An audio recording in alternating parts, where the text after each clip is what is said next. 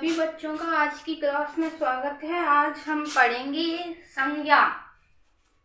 तो ये संज्ञा टॉपिक है 4th, 5th, 6th, 7th, 8th, 9th और 10th सभी क्लासों में आता है। कॉमन टॉपिक है 10th क्लास तक। तो आज आपका टॉपिक है संज्ञा। ठीक है सभी बच्चे, अगर आप क्लास में नए हो तो चैनल को सब्सक्राइब कर लो और अपने दोस्तों के साथ शेयर करो। हिंदी की क्लास आपकी स्टार्ट हो गई है। तो देखो सबसे पहले संज्ञा। ठीक है, मैंने क्या लिखा है संज्ञा। जो संज्ञा है वो संज्ञा किसे कहते हैं हमको पता होना चाहिए संज्ञा क्या है। तो पहले तो देखो इसका अगर अर्थ हम देखें, संज्ञा शब्द का अर्थ सम प्लस ज्ञान यानी बहुत अधिक ज्ञान प्राप्त करना, इसका वास्तविक अर्थ होता है। अगर हम इसकी परिभाषा देखें तो सबको रटी है व्याकरण की परिभाषा, इसको सबको बहुत अच्छे से रटी हुई है। तो देखो पहली बात, कोई भी टॉपिक हम व्याकरण का पढ़ते हैं तो उसमें पहले हमको ये पता होना चाहिए कि वो जो शब्द है वो आया कहाँ से है। तो जो संज्ञा है वो व्याकरण में कहाँ से आया है ये देखिए। ठीक है, सबसे पहले मैं थोड़ा आपको पीछे लौटा के ले जा रही हूँ। व्याकरण ही तो पढ़ते हैं हम। तो देखो व्याकरण में हम 4 खंड करते हैं, इसके 3 खंड करते हैं, सॉरी। साहित्य खंड, पहला खंड है आपका साहित्य खंड, दूसरा खंड है व्याकरण खंड और तीसरा आपका खंड है रचनात्मक खंड।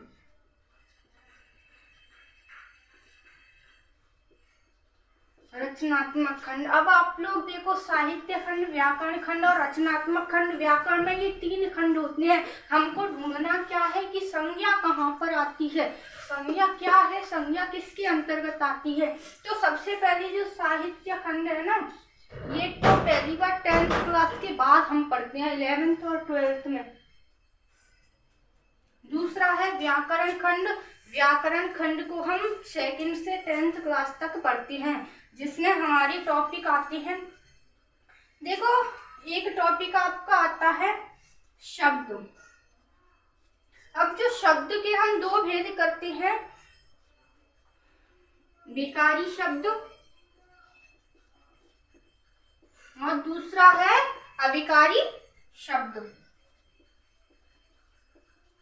अविकारी शब्द, इसमें थोड़ा हम पहले इसको देख लेते हैं। रचनात्मक खंड क्या है। रचनात्मक खंड में निबंध, पत्र, आलेख आदि चीजें आती हैं रचनात्मक खंड में। ठीक है, जो व्याकरण खंड है इसी के अंतर्गत हम एक टॉपिक पढ़ते हैं शब्द, जिसके 2 खंड करते हैं, विकारी शब्द और अविकारी शब्द। तो पहली बात जो संज्ञा टॉपिक है वो इसमें से नहीं है, यानी साहित्य खंड का टॉपिक नहीं है। दूसरी बात जो रचनात्मक खंड है उसका भी टॉपिक नहीं है, क्योंकि इसमें तो पत्र, निबंध, आलेख वगैरह आते हैं। तो ये किसका टॉपिक है बचा क्या, व्याकरण खंड, जिसके अंतर्गत हमारी सारी छोटी व्याकरण आती है। तो जो व्याकरण खंड है, दिख रहा है सबको, इसमें मैंने बताया एक आपका टॉपिक होता है शब्द। कौन सा टॉपिक होता है, शब्द। इसके 2 खंड करते हैं हम, कितने, 2।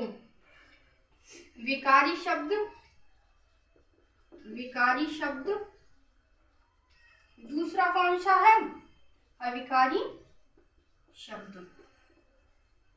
अविकारी शब्द, विकारी शब्द और अविकारी शब्द, इसके 2 ही खंड तो होते हैं। अब देखो पहली बात इनको समझ लो कि जो विकारी शब्द है वो क्या है और अविकारी शब्द है वो क्या है। ठीक है, तो विकारी शब्द होते हैं ना, उनमें लिंग, वचन, कारक काल के आधार पर हम परिवर्तन कर सकते हैं। लेकिन जो अविकारी शब्द होते हैं उनमें लिंग, वचन, कारक काल के आधार पर कोई परिवर्तन नहीं किया जा सकता। विकारी का मतलब होता है जिसमें विकार उत्पन्न हो, अविकारी का मतलब होता है जिसमें कोई भी विकार नहीं हो। देखो मूल शब्द क्या है, विकारी। ठीक है, यही तो मूल शब्द है। इसमें अ उपसर्ग लगा दिया, अ उपसर्ग लगाने से कौन सा बना, अविकारी। देखो मूल शब्द हमारा क्या है, विकारी, और अ उपसर्ग लगाया, इसमें तो क्या बन गया, अविकारी। तो सीधी सी बात है, जिसमें विकार उत्पन्न हो जाए, जिसमें परिवर्तन हो जाए, वो तो हमारी होती है विकारी शब्द। और अ का मतलब होता है नहीं, आगे इसमें मूल शब्द तो यही है ना, इसमें अ लग गया तो नहीं, जिसमें कोई भी विकार उत्पन्न नहीं हो, यानी जिसमें कोई भी परिवर्तन नहीं हो, वही होते हैं अविकारी शब्द, अविकारी। अब परिवर्तन किस आधार पर नहीं होना चाहिए, तो देखो अब की 4 चीजें होती हैं, लिंग, वचन, कारक, काल। ये 4 चीजें होती हैं आपकी, लिंग, वचन, कारक और काल। तो इनके आधार पे अगर परिवर्तन हो रहा है, वो तो होगा विकारी शब्द, और इन शब्दों के आधार पे अगर परिवर्तन नहीं हो रहा, वो होगा अविकारी शब्द। समझ गए बच्चों? अब देखो मैं एक उदाहरण देती हूँ, जैसे कि मैंने लिखा लड़का। आप लोग बताओ लड़का क्या है? लड़का एक संज्ञा शब्द है। पहले आप एक और चीज देख लो, विकारी शब्द के अंतर्गत क्या क्या आता है। विकारी शब्द में क्या क्या आएगा, देखो नंबर 1 यहाँ लिख देती हूँ, संज्ञा। नंबर 2 सर्वनाम। नंबर 3 क्रिया। नंबर 4 विशेषण। ये 4 टॉपिक हैं जो आपके विकारी शब्द के अंतर्गत आते हैं, संज्ञा, सर्वनाम, क्रिया, विशेषण। अब देखो विकारी शब्द, यानी एक बात हमको यहाँ पे पता चल गया कि जो संज्ञा है वो विकारी शब्द है। कैसा शब्द है संज्ञा? एक विकारी शब्द है, और व्याकरण खंड के अंतर्गत ये आता है। व्याकरण में भी व्याकरण खंड होता है, उसके अंतर्गत आता है, और ये एक विकारी शब्द है जिसमें हम परिवर्तन कर सकते हैं। और परिवर्तन किस आधार पर? लिंग, वचन, कारक, काल के आधार पर परिवर्तन किया जा सकता है। मैंने अभी अभी एक शब्द लिखा था, जैसे कि लड़का। लड़का क्या है? लड़का कैसा शब्द है? एक संज्ञा ही तो है। लड़का संज्ञा है ना, एक संज्ञा शब्द है। अब हम इसका परिवर्तन करते हैं किस आधार पर? लिंग, वचन, कारक, काल, क्योंकि विकारी शब्द है संज्ञा, और ये लड़का एक संज्ञा शब्द है, तो ये संज्ञा शब्द में परिवर्तन होता है इन आधारों पे। तो लड़का को हम अगर लिंग के आधार पर परिवर्तन करेंगे तो क्या बन जाएगा? लड़की। लड़की बनेगा, क्योंकि देखो लिंग 2 तरह के होते हैं, पुल्लिंग, स्त्रीलिंग और नपुंसकलिंग, लेकिन हम मुख्य रूप से 2 ही मानते हैं, पुल्लिंग और स्त्रीलिंग। तो लड़का से लड़की बन गया, और ये संज्ञा है, एक विकारी शब्द, और विकारी शब्द में इन आधारों पे परिवर्तन होता है। ठीक है, तो निश्चित हो गया कि संज्ञा एक विकारी शब्द है, क्योंकि इस शब्द में हमने परिवर्तन कर दिया जो संज्ञा शब्द है। समझ गए? दूसरी बात, वचन के आधार पर देखो परिवर्तन करते हैं। लड़का में वचन मतलब एक वचन, बहुवचन, द्विवचन ये होते हैं, तो ये लड़की में परिवर्तन करेंगे तो क्या बन जाएगा? लड़की।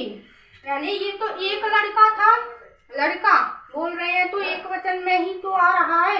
अगर हम इसको बहुवचन में करेंगे तो क्या बन जाएगा? लड़के।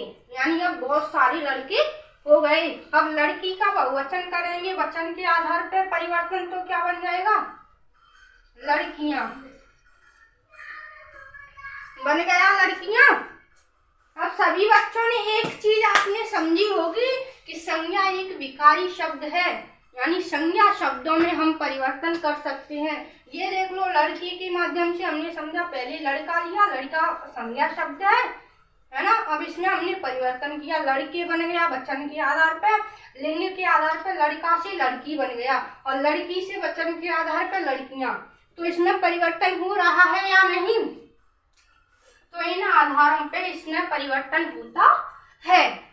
ठीक है, अब देखो कारक काल के आधार पर परिवर्तन देते हैं, तो जो अन्य टॉपिक है उनमें होगा। ठीक है, पर अब हम अभी क्या पढ़ रहे हैं? संज्ञा पढ़ रहे हैं। तो सबसे पहले हमको पता चल गया। व्याकरण देखो, सबसे पहले व्याकरण क्या है? व्याकरण हिंदी भाषा को शुद्ध रूप से बोलने व लिखने के लिए जिन शब्दों का प्रयोग किया जाता है उसे हम व्याकरण कहते हैं। पहली बात, ठीक है। अब देखो, व्याकरण के 3 खंड करते हैं, साहित्य खंड, व्याकरण खंड और रचनात्मक खंड। साहित्य खंड 10th के बाद और व्याकरण खंड 1 से लेके 10th तक। रचनात्मक खंड जो हम पढ़ते हैं, निबंध वगैरह आदि चीजें इसमें आती हैं, जो सारी क्लास में। फिर मैंने बताया संज्ञा कहाँ से आया है, तो व्याकरण खंड का टॉपिक होता है शब्द। शब्द के 2 भेद करते हैं, विकारी शब्द और अविकारी शब्द। विकारी शब्द में 4 टॉपिक आते हैं, वो विकारी शब्द में संज्ञा, सर्वनाम, क्रिया, विशेषण, 4 टॉपिक आते हैं। विकारी का मतलब मैंने बताया जिनमें लिंग, वचन, कारक, काल के आधार पर परिवर्तन हो, वही होते हैं आपके विकारी शब्द। किस आधार पर? लिंग, वचन, कारक, काल के आधार पर जिन शब्दों में परिवर्तन होते हैं वही हमारे विकारी शब्द होते हैं। विकारी में संज्ञा, सर्वनाम, क्रिया, विशेषण, ये मैंने बताया। अविकारी, विकारी मूल शब्द आ उपसर्ग लगा है। उपसर्ग का मतलब होता है जो शब्द के आगे लगकर अर्थ में परिवर्तन कर देते हैं, वही हमारा क्या होते हैं? उपसर्ग, ठीक है। तो देखो, जिनमें परिवर्तन नहीं होता वो अविकारी। इसमें 4 टॉपिक है विकारी में, तो इसको तो अभी हम ले ही नहीं, क्योंकि हमको तो सिर्फ क्या पढ़ना है? संज्ञा। तो आपने यहाँ तक देखा। फिर मैंने बताया कि अब हमको एक चीज मिल गई कि संज्ञा एक विकारी शब्द है, तो उसमें क्या होगा? परिवर्तन होगा, क्योंकि विकारी क्या है? जिसमें परिवर्तन हो। परिवर्तन किस आधार पे होगा? लिंग, वचन, कारक, काल के आधार पे परिवर्तन होगा। फिर मैंने एक उदाहरण भी बताया आप लोगों को, लड़का। लड़का क्या है? एक संज्ञा शब्द है जिसमें परिवर्तन हो सकता है लिंग, वचन के आधार पर। देखो, लड़का से अगर लिंग के आधार पर हम परिवर्तन करते हैं तो क्या बन जाएगा? लड़की। और वचन के आधार पर परिवर्तन करते हैं, एक वचन, बहुवचन, तो क्या बन जाएगा? लड़की, ठीक है। लड़कियां होता है यहाँ पे, तो लड़की होता तो लड़कियां बन जाता वचन के आधार पर, लड़कियां से लड़की भी बन सकता है, ठीक है। तो वचन और लिंग के आधार पर परिवर्तन हो गया, यानी ये निश्चित है कि संज्ञा शब्दों में परिवर्तन हो सकता है। अब आप लोग यहाँ तक समझ गए संज्ञा कहाँ से आया है? विकारी शब्द का पहला भेद है आपका संज्ञा। व्याकरण खंड में शब्द वाला टॉपिक होता है, उसमें विकारी शब्द आते हैं। शब्द 2 प्रकार के होते हैं, विकारी, अविकारी। उसमें विकारी आते हैं, उसमें पहला टॉपिक है आपका संज्ञा। तो सबसे पहले हेडिंग डाल लो संज्ञा। इसको स्क्रीनशॉट ले लो अगर किसी को जरूरत हो तो।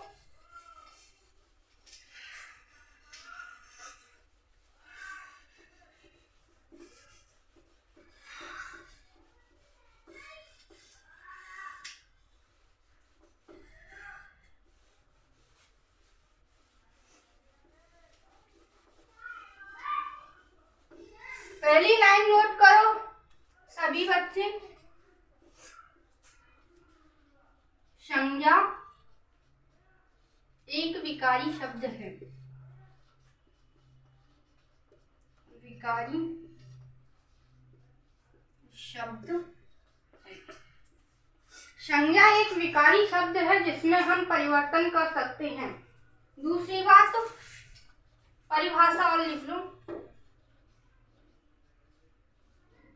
परिभाषा, ठीक है। विकारी का मतलब क्या है? जिसमें परिवर्तन किया जा सके। मैंने अभी उदाहरण से भी आप लोगों को समझा दिया है, ठीक है। संज्ञा की परिभाषा लिखूं,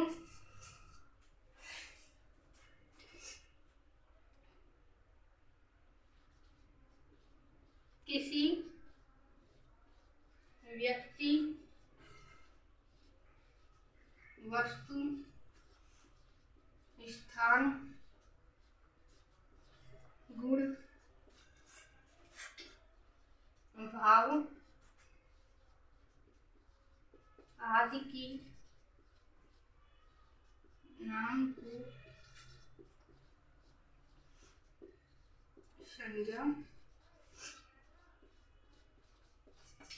किसी व्यक्ति, वस्तु, स्थान, गुण, भाव आदि के नाम को संज्ञा कहते हैं। परिभाषा नोट करो सभी। किसी व्यक्ति, वस्तु, स्थान, गुण।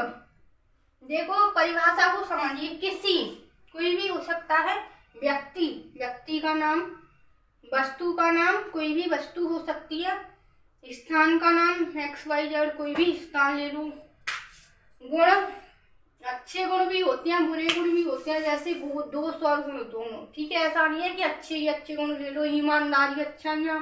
तो इसमें गुण में दोनों गुण आएंगे, अच्छे गुण और बुरे गुण। भाव, मन के भाव, कैसा भाव है किसी के अंतर्गत। आदि के नाम को संज्ञा कहते हैं। किसी वस्तु, व्यक्ति, स्थान, गुण आदि के नाम को संज्ञा कहते हैं। सबकी रटी हुई परिभाषा है। ठीक है, अब इसके उदाहरण लिख लो।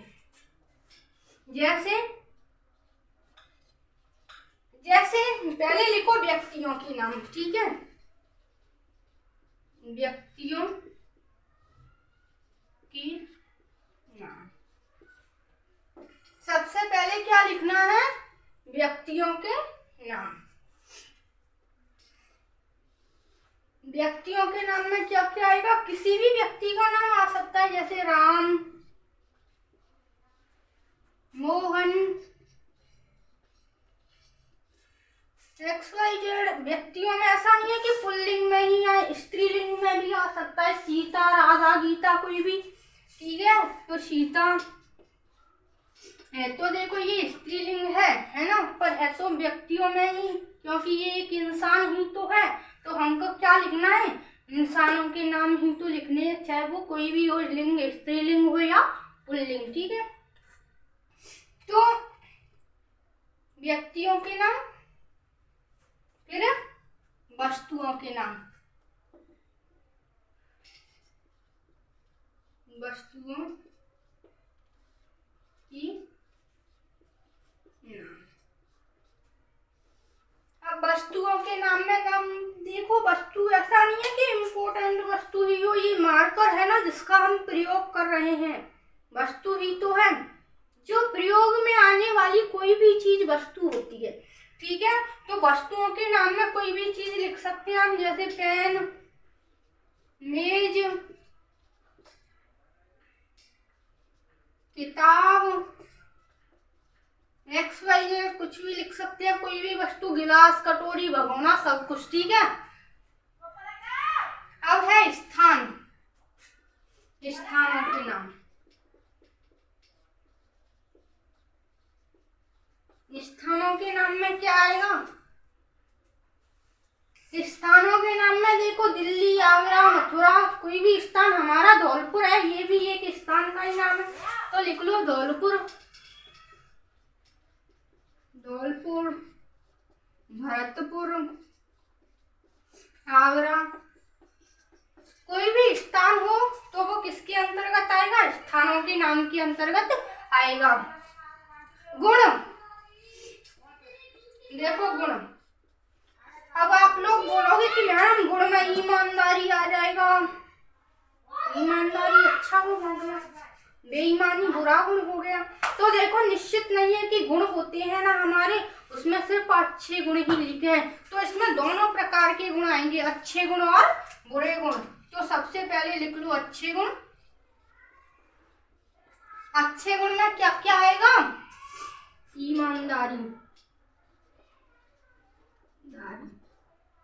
और बुरे गुण में क्या क्या आएगा? बेईमानी, बेईमानी, बुराई।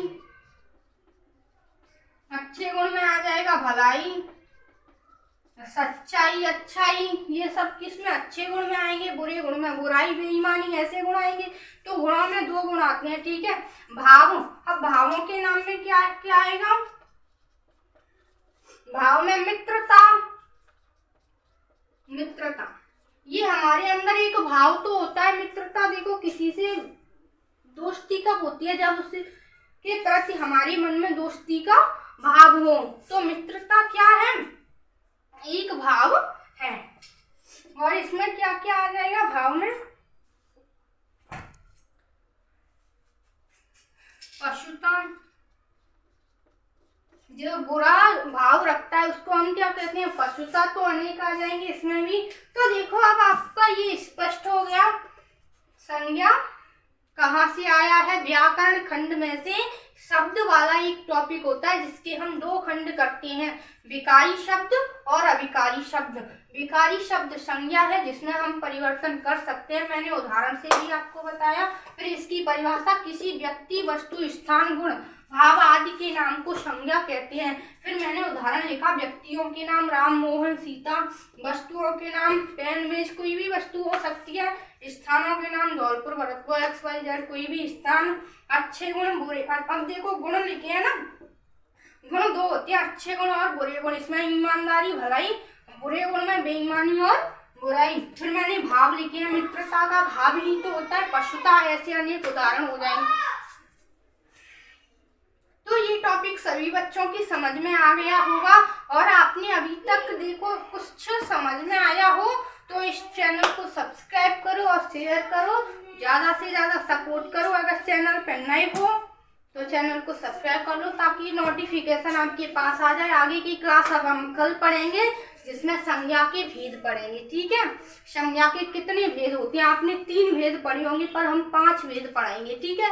क्योंकि आप कहाँ से कैसे 5 भेद है वो सब डाउट हम अगले क्लास में क्लियर करेंगे।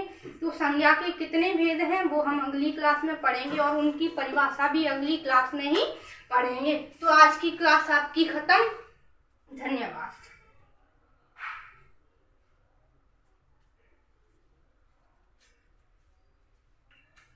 चैनल को सब्सक्राइब कर लेना। बहुत बहुत धन्यवाद अब तक वीडियो देखने के लिए।